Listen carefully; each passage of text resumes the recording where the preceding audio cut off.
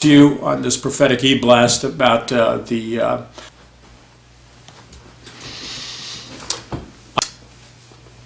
want to talk to you on this prophetic e-blast about the Occupy Wall Street demonstrations. Excuse me while I get some water. And I want to give you an analysis of those demonstrations from my perspective and how I think it fits into Bible prophecy, and what I believe that the Christian response must be to those demonstrations. Now, first of all, initially I thought the Occupy Wall Street demonstrations were healthy, and in some respects I think they still are, and I based that on an email that somebody, I wrote an article for newswithviews.com, and I have the link on my blog site that published the article. And the article title is something like "Ex-Radical," that's me, warns that these demonstrations could prevent the next presidential election in 2012. That's not the exact title, but it's close enough. And I'll have a link for you at paulmcguire.org. Now, here's my concern. When we examine, which I have extensively, I've done extensive research as to who is behind the Occupy Wall Street demonstrations, what groups, what financing. But I want to say this, and it's in response to the email I got this morning. And before I get into that, I want to say something very briefly and very quickly. It is tragic, but it's true, and I think you should know this, that in terms of search engine rankings of websites, certain conservative or Christian websites are getting rankings that are rigged. And I won't name the ranking service, but I know that to be a fact because I have a very reliable internet hosting company, extremely reliable, and the data that they give is 100% accurate, and I have multiple sources of checking data. And I was noticing, because somebody brought it to my attention, that our ranking was going down, and I said that's strange because our e-blast list is soaring, and our emails are increasing. We reach about 125 nations, and actually more. I could give you the list, and you'd be startled of people who regularly visit paulmcguire.org. And so I haven't done this in a long time, although I was aware that the game was rigged about 4 years ago when I was experiencing a steep incline in hits, and yet the search engine ranking organization was reflecting the opposite. And they as they've been doing to a lot of Christian and conservative organizations, and the reason they do that is they want to hurt advertising. Well, I don't sell on advertising, so whatever they rank me, it doesn't affect me because I don't sell advertising.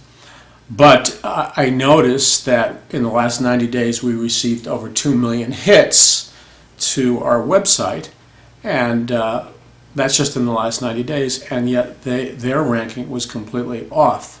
So I want you to be aware of what's going on. There's a tremendous amount of manipulation going on, censorship on the internet, and that's why certain ministries and organizations, it's hard for you to find their material because people are rigging the game on purpose, which, by the way, I believe is against the First Amendment, because it's an attempt at censorship, and our Constitution guarantees us freedom of religion and freedom of speech. Now, having said that, going to the Occupy Wall Street demonstrators, a lot of them are, they're concerned. They see the predatory nature of the banks, the banking institutions, and the big corporations. And you can't fault them for that. You really can't, because these organizations have become the adversary of the American citizen and are no longer, in my opinion, in many cases, partnering with the American citizen, but they've become multinational corporations, and they want to make money off of us, but they're not in partnership with us. They're adversaries, and they seek to exploit. So, saying that, the demonstrations have an air of legitimacy. The problem is that the demonstrations have been co-opted by very powerful groups. And I'm talking specifically about George Soros, and he has a massive empire, and a lot of, he has about 523 front groups, activist groups. So it appears like it's a spontaneous uprising, when in reality it's a very organized campaign. Now, these demonstrations, the 147 cities they hit in the demonstrations, which is their constitutional right to do so, by the way, and whether I agree with what they say or not, they do have freedom of speech and freedom of assembly. Soros hired an advertising agency called Adbusters, former radicals associated in one way or another with Students for a Democratic Society, which I almost joined in the 60s and 70s when I was 15, but I wasn't interested in becoming a socialist. Then, number two is that there are other powerful groups and funding that's pouring in to the Occupy Wall Street demonstrations that are coming from hardcore radical leftist sources. And in this article, I made the commentary that I've seen this thing before. As an ex-radical in the counterculture of the 60s, I was demonstrating with the radical activist Abbie Hoffman when I was 15 years old. And for those of you who don't know who he is, he was a huge, he was better known than, let's say, Michael Moore of our generation. And I would join Abbie in Manhattan and demonstrate. And one of the things that Abbie did was he was protesting Wall Street, so he threw money off the gallery of Wall Street and watched the stockbrokers fight over the money, and it was his way of protesting Wall Street. But here's the dynamic that you need to be aware of. The same groups, organizations, and international bankers that are funding these demonstrations, see, they're protesting banks, but the international bankers are funding their demonstrations, and they have a reason for that. Now, I want to give you an historical example. There was a radical activist author, James Coonan, I believe that's how you pronounce his name, who wrote a book called The Strawberry Statement in the 60s, late 70s.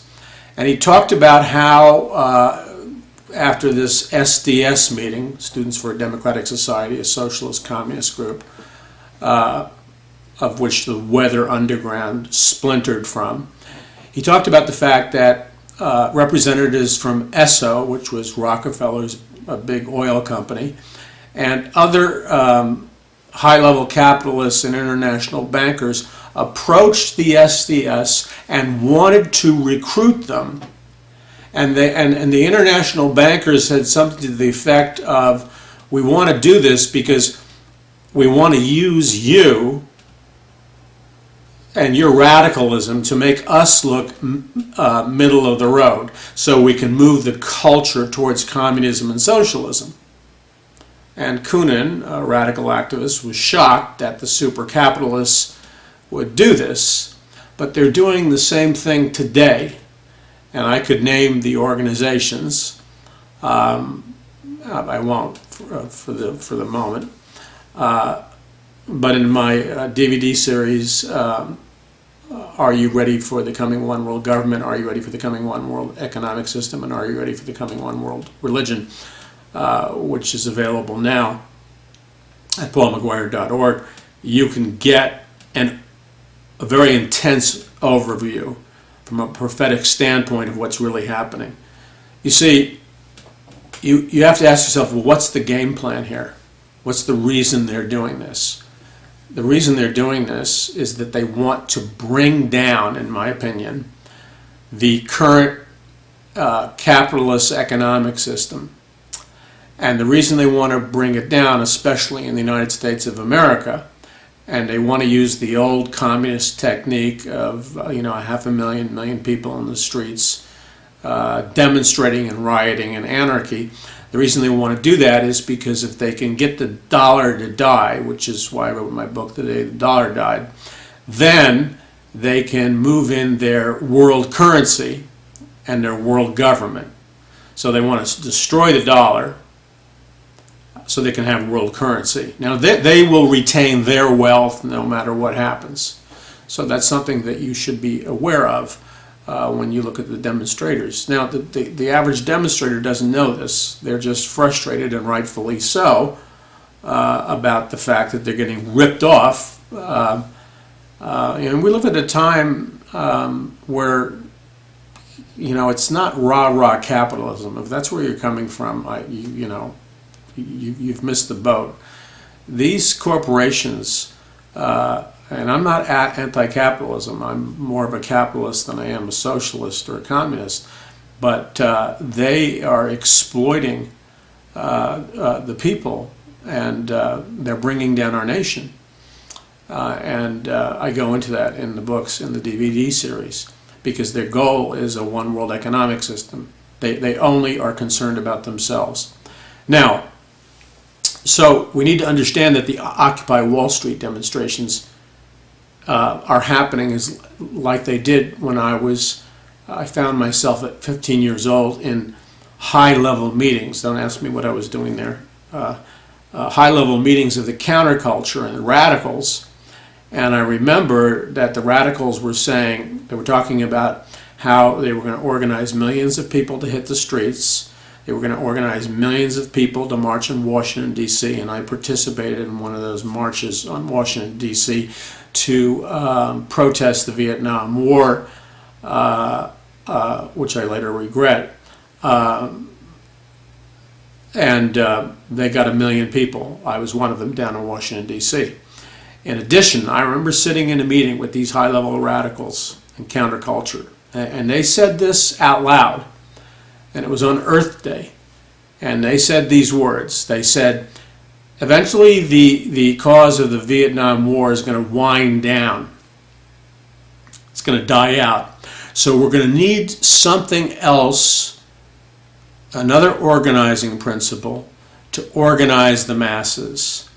And they said it's going to be environmentalism and ecology. When we stop protesting the Vietnam War, they said, the next phase of the game is we'll make the environment the cause to mobilize the masses for a world socialist government. And now that they see the economic crisis, they're using the economic crisis as a mechanism for societal destabilization. So Christians and people that are concerned about our country, you're going to lose your nation. You're going to lose America. You're going to lose every freedom you have. And it's not because you're fighting an enemy that's smarter than you. It's because your enemy is fighting for what he or she believes in. But most of the people who believe in America and God and the family are AWOL. You're not fighting for anything. You're hiding. And so you're losing the battle because you're not even entering into the arena of spiritual conflict. And you do so by twisting Bible verses out of context, such as, well, I'm just going to wait till Jesus comes. Well, Jesus didn't say, just wait until I come. You're taking his words out of order, and he'll hold you accountable for that, by the way, at the judgment seat of Christ. Jesus said,